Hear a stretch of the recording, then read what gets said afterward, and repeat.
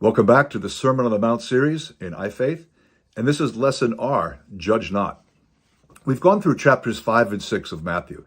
Chapter 5 is where Jesus calls us to a high standard of holiness, and yet we're not to comply in order to impress others or as some kind of self-improvement program. And Matthew 6 makes all this very clear. Instead, we're to live in faith. So in chapter 7, the Lord will be warning and urging and instructing us about the pitfalls that could wreck our faith. And the first of these is judgmentalism. But we'll also talk about such things as the broad road, false prophecy, failure to build on the word. We have quite a few reflections still to go in this series. Well, I learned maybe 15 years ago that John 3:16 is no longer the most quoted passage in the New Testament. God so loved the world. It's been overtaken by Matthew 7:1, judge not. And yet this verse wasn't meant to be used defensively. Jesus isn't saying that we should never think about whether others are saved or not, or never give input to others. Not at all. And it certainly wasn't to be used as some kind of stay away from me, don't judge. Now, I agree. Judgmentalism is ugly. And there's a word that's starting to come into English vocabulary. You may have heard it, judgy. And people are so afraid that they'll offend someone by disagreeing with them. I think we need to not be afraid of that. Yes, there's a danger that our attitudes and our words can proceed from a dark place in our own heart, that it can lack love and grace, and that's a very serious thing. But that does not at all mean that we should barely believe the things that we believe and back off if others are offended. Jesus says, judge not that you be not judged.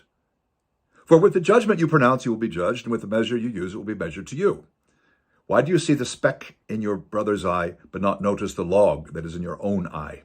Or how can you say to your brother, let me take the speck out of your eye, when there is a log in your own eye? You hypocrite, first take the log out of your own eye, and then you'll see clearly to take the speck out of your brother's eye.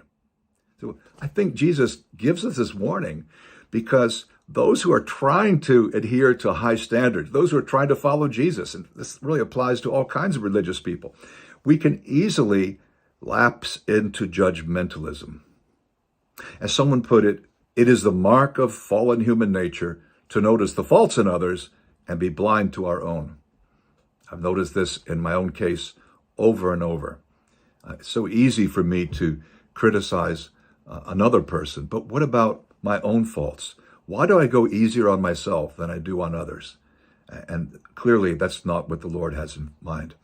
Now, just to get a little bit of context here and to clarify, Jesus is not saying we should never make any judgment at all.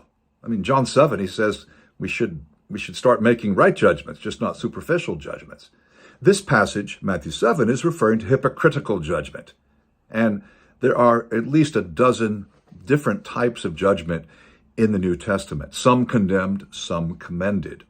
We're certainly asked to think clearly about our own spiritual situation, about the situation of others, and to act and speak in ways that will help, in sincerity and encouraging. And also I'd like to give one other bit of background information, then we're going to look at what some of the early Christians said about this. And that's the parallel, the kind of connection to this passage we find in Luke 6. You may have noticed that a lot of the material in the Sermon on the Mount is in Luke, but just not normally all in one place. It's kind of all over the place, which shows, I think, that the Sermon on the Mount is a collection of these passages in a compendium. Jesus' words seem to connect to the Lord's Prayer, right, in Matthew 6. But I want us to think about Luke 6. Both of these passages speak about forgiving others. Luke 6, 36, 37. Therefore be merciful, just as your Father is merciful. Do not judge, and you shall not be judged. Do not condemn, you shall not be condemned. Forgive, and you will be forgiven. So this is, it's about our relationship with other people. What are we holding on to? Our understanding of grace. So it's not that judging is forbidden, but certain kinds are, and it can be quite dangerous.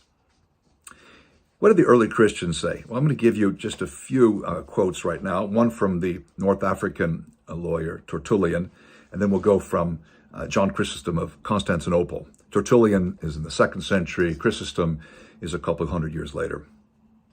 Tertullian, remove the speck, or rather the beam, out of your own eyes so that you may be able to extract the speck from the eyes of others. Amend your own lives first.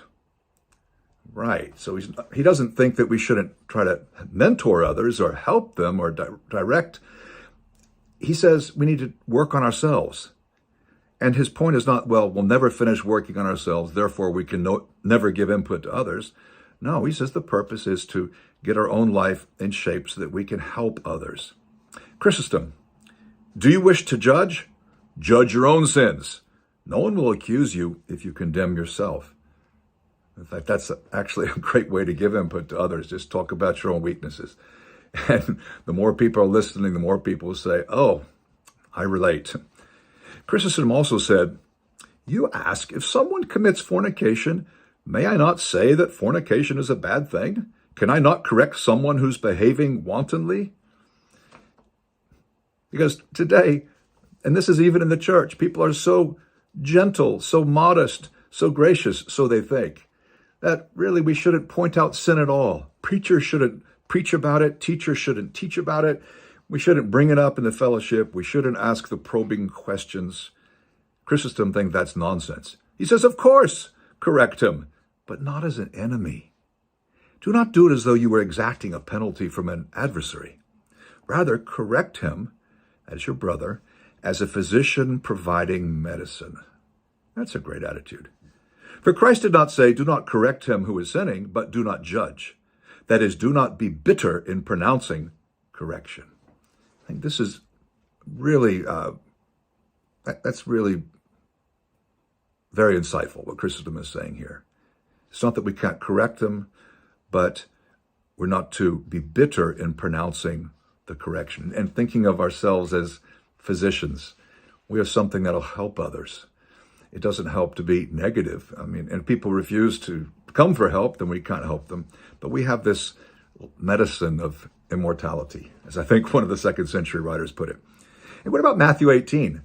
So 11 chapters later, Matthew 18 is about discipline in the church. And if your brother sins against you and you bring someone else, if it's not going well, even bring it before your church, probably your house church.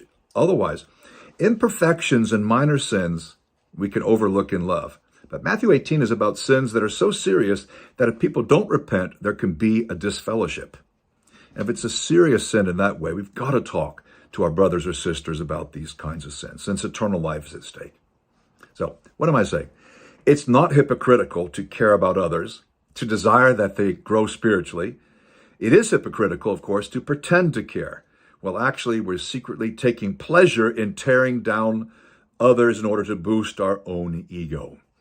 This understanding of Jesus' words on judging, you'll find also in the Apostle Paul, and I would just direct you to Romans 2. It's the same view. It is not the ever more prevalent modern view that we should never tell others they're wrong or urge them to change. It is not that at all. We are to judge in that sense, but not to judge hypocritically. Well, there's one more verse we'll look at. We could have done it as a separate reflection, but it seems to tie directly into these previous verses. Do not give dogs what is holy, and do not throw your pearls before pigs, lest they trample them underfoot and turn to attack you. We say pearls, pigs, dogs, how does that tie in? Well, he's just said, don't judge. And he explains the kind of judging he's ruling out. When you've got the log in your own eye, you need to deal with yourself first. But then he says, don't give dogs what is holy. So while we are to be giving and gentle and not bitter, that doesn't mean that we're not to be alert and smart. It just doesn't make sense to give dogs what is holy. So this connects with the previous passage, although to obey it requires us to engage in one of the acceptable forms of judging allowed by the Bible. Not hypocritical judgment, but this is discernment as to whether people are listening, whether there's any point in sharing. And so this verse, Matthew 7:6, has application in three areas: evangelism, communion, and baptism. And the early church spoke about all three of these things. I'll just cover them very briefly. You know, the gospel of the kingdom is a precious pearl. We don't want to throw our pearls to a dog, though. We have a dog. We love our dog. You could I guess, put jewelry on her, put a bracelet on her, an anklet, good luck. But the dogs don't really care about it unless it smells good or it squeaks or, maybe they can eat it. But people are different to animals, to other animals. We're different. And the kingdom message is so precious. We want everyone to know. We were very encouraged a couple days ago. My wife had an idea for an evangelistic event, and it would involve food, and she did all the cooking, and I did all the speaking. And we had 20 guests come. We're very encouraged with that. People who are seeking or might be seeking, or at least we planted a seed now. Right. But we don't want to be hasty in determining that we're wasting our time with someone if they might actually be interested. But some people may seem interested, but according to Jesus in Matthew 10, verses 11 to 15, they're not really worthy of the time. And that's Jesus's word, not mine. Some simply don't listen. It's just a waste of time. These are hard truths, determining when to back off, when not to speak at all. Cyprian, the North African leader, said, Solomon in Proverbs says, don't say anything in the ears of a foolish man, lest when he hears it, he may mock at your wise words. And also in the gospel according to Matthew, do not give that which is holy to dogs, nor cast your pearls before swine. So he connects this with all those proverbs that talk about speech, hearing and listening. In another place, he refers to do not answer a fool according to his folly. And he says, moreover, we're commanded to keep what is holy within our own knowledge and not expose it to be trodden down by swine and dogs. So, and this doesn't mean that the early Christians spat on the street when they saw a non-Christian. These were all swine and dogs. He's simply talking about people who don't have the appetite, the appreciation, the understanding. They're not ready to hear the gospel. Clement of Alexandria said, even now I fear, as it is said, to cast pearls before swine, lest they tread them underfoot and turn and rip us apart. For it's difficult to exhibit the really pure and transparent words respecting the true light to swinish and untrained hearers. Swinish and untrained hearers, okay? So, and there's even more we could say. Evangelism can cause harm. If someone's not receptive, what's the point in pushing? It can bring unnecessary hostility. It can cause resentment or opposition to the mission. We've got to be wise. And so Matthew 7:6 about dogs and pigs has an application in our outreach. And I know I was speaking quickly, but I referred to the Proverbs and I referred to Matthew 10, 11 to 15. A second area would be baptism. I'll just give one quote from Tertullian. Those whose office it is know that baptism is not to be administered rashly. Do not give holy things to the dogs, nor cast your pearls before swine. So even there, they're saying you don't just baptize anybody. We have to be discerning. That's important. What about communion?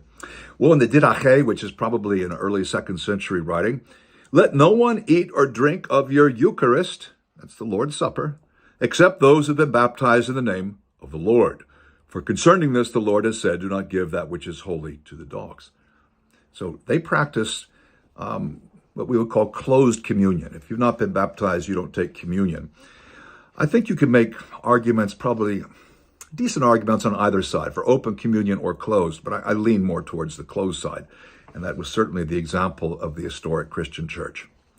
Well, finally, it's not ungracious to think analytically about people's receptiveness. Jesus encouraged us actually to do that, and he modeled it himself. And ultimately, it's strategic and it's loving, and that means that we'll give help where help is appreciated. So 7:6 about dogs and pigs doesn't contradict 7:1 to 5, judge not. We've got to keep holiness in view in regard to communion and baptism and intelligence in view when we're sharing our faith. But although those things are important, I'd like to return once more to that most quoted verse, judge not. Judge not lest you be judged. Yes, if we're judging others and yet we're hypocritical and we're pretending, we're in for some very harsh judgment ourselves, and that will come at the last day. But it doesn't mean that in love we don't interact with others. That's a gross distortion of this passage, which I hope is now quite clear. Have a terrific day. Thanks for joining.